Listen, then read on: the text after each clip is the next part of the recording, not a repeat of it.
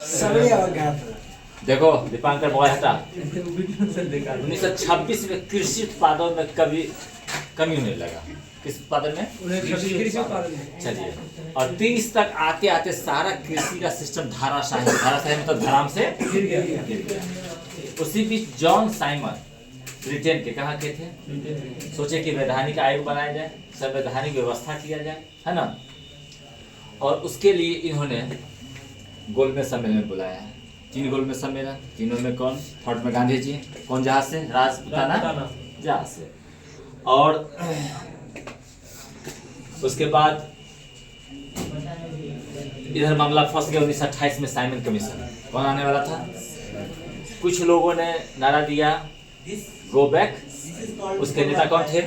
लाला लाजपत राय। नहीं, इसी आंदोलन के दौरान सड़कों पे क्या लाठी लग गई। इनके और सहयोगी थी, लाल बाल पाल के नाम से सहयोगी जाने जाते थे। लाला लाजपत राय, और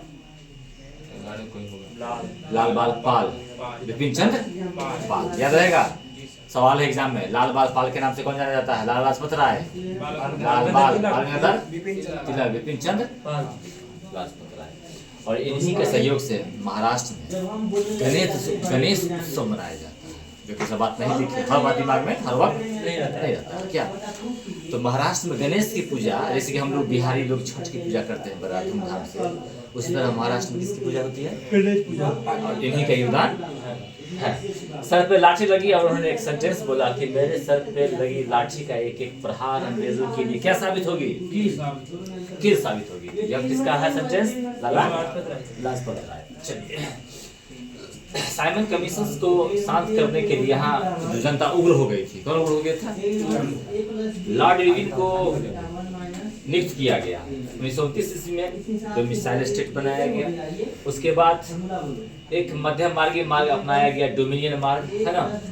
और फिर इधर कांग्रेस के उस समय 2 उभरते नेता थे। एक नेता थे नेहरू, दूसरा बोस, सुभाष चंद्र बोस। कमाल की बात है, एक चुनाव में, कांग्रेस के चुनाव में गांधी जी इसका सपोर्ट कर रहे थे, वो आदमी को हरा दिए। और गांधी जी उसके बाद हम अनशन, हाँ ये है ना, हम अनशन करेंगे। क्या करेंगे? हम उसका हारना, विरोध में कोई था नाम अभी माइंड में नहीं है, उसका हारना मेरा हारना हुआ और मैं कांग्रेस से क्या करता हूँ? अलविदा देता हूँ।